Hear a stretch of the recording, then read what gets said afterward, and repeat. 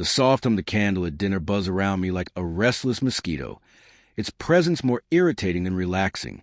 I glanced across the table, watching Rachel, my wife of 6 years, pick at her grilled salmon with a fork. She wasn't really eating it, though.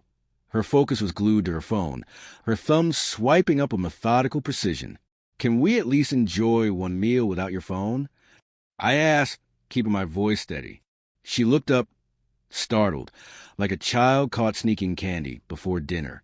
Her lips parted slightly as if to offer an excuse, but instead she gave a curt nod and flipped the phone face down on the table. For a moment, I let myself believe her compliance was genuine. I wanted to trust her, but the small, sly smile playing at the corner of her lips told me otherwise. As I sipped my wine, my eyes drifted back to the offending device. I couldn't help but notice the screen flicker faintly with new notification, and then another and another. Rachel's hand inched toward the phone, her fingertips brushing against its edge like it was some lifeline she couldn't bear to lose. I wasn't born yesterday. For months, I'd sensed something was off. The late nights at work, the cryptic messages she'd hastily delete when I entered the room, the way she avoided intimacy like it was a chore. I had chosen denial because the truth would hurt too much. But tonight was different. Tonight, I decided to face the truth. "Go ahead," I said, motioning to phone. She hesitated, then picked it up, her eyes darting nervously to mine before unlocking the screen. She tried to angle the phone away from me, but it was too late. Over the rim of my wine glass, I caught a glimpse of a name, Evan. My chest tightened as she began typing, her thumbs moving quickly. My gaze burned holes into her, but she didn't seem to notice or care. "Who's Evan?" I asked, my voice calm despite the storm raging inside me. Her head snapped up, her face paling. "What?" "Evan," I repeated, enunciating each syllable like a slap. "The guy you're texting during our dinner." Rachel froze, and for a split second, guilt flashed across her face. But then she recovered, her features hardening. "You're being ridiculous, Mark." Ridiculous. That single word unraveled me. Before I could stop myself, I reached across the table, snatched the phone from her hands, and hurled it against the wall. It shattered on impact, the sound echoing in the dining room like a gunshot. Her gasp was sharp and indignant, but I didn't care. For the first time in months, I felt like I had control. "What the hell is wrong with you?" she screamed, rising to her feet. "What's wrong with me?"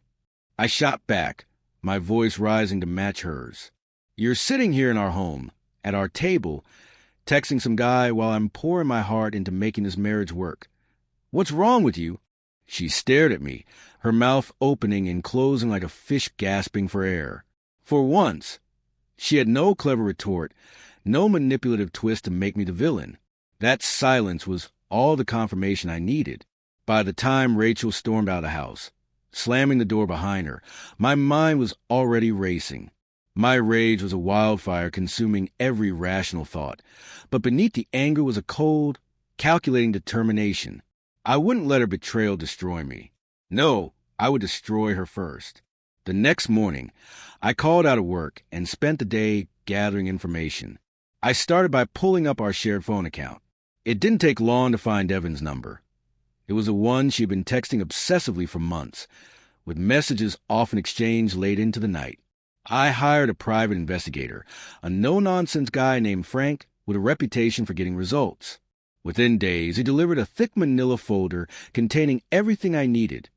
Photos of Rachel and Evan meeting at a hotel, copies of their text messages, even a screenshot of her booking a weekend getaway with him on our joint credit card. It was worse than I'd imagined, but it also gave me clarity. Rachel hadn't just made a mistake. She'd built a life with this man behind my back. The revenge. Step one was securing my finances. Rachel and I shared a bank account, but I had a personal savings account she didn't know about. I transferred the majority of our joint funds into it, leaving just enough to avoid suspicion. Then I froze our credit cards, ensuring she couldn't rack up more debt in my name. Step two was a house. Rachel had always assumed it was our home, but in reality, I'd bought it years before we were married, and it was solely in my name. I met with a lawyer and started the eviction process. By the time she figured it out, it would be too late. Step 3 was exposing her. I wasn't content to simply end things. I wanted her to feel the full weight of her betrayal. I compiled every piece of evidence Frank had gathered and sent it anonymously to her family, friends, and colleagues. I even included a link to the hotel's online review page, where I posted a scathing and truthful review detailing her escapades. The fallout. When Rachel came home that evening, she was greeted by a locksmith changing the locks. She stormed up to me, her face a mix of fury and panic. "What the hell is going on?" she demanded. I handed her a manila envelope containing divorce papers, along with copies of the evidence I gathered. Her eyes scanned the documents, her face growing paler with each passing second. "You think you can just throw me out?" she hissed. "This is my home, too."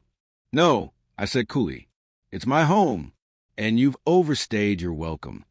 She tried to argue, to cry, to manipulate her way back in, but I didn't budge. By the end of the week, she was gone.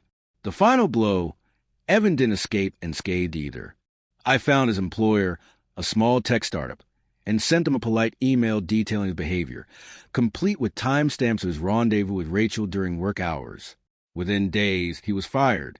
Rachel's life quickly unraveled. With no job, no home, and no support system, she was forced to move in with a distant cousin who lived hours away.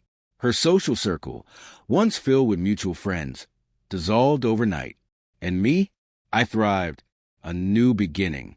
The first few weeks after Rachel's departure were eerily quiet, but the absence of her toxicity was liberating.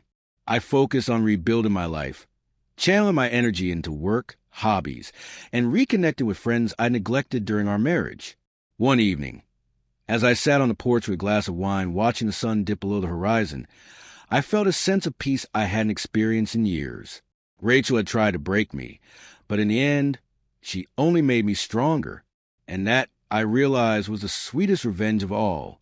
So, guys, if you all liked today's story, please like the video and subscribe to our channel, and don't forget to press the bell icon. Thank you for watching.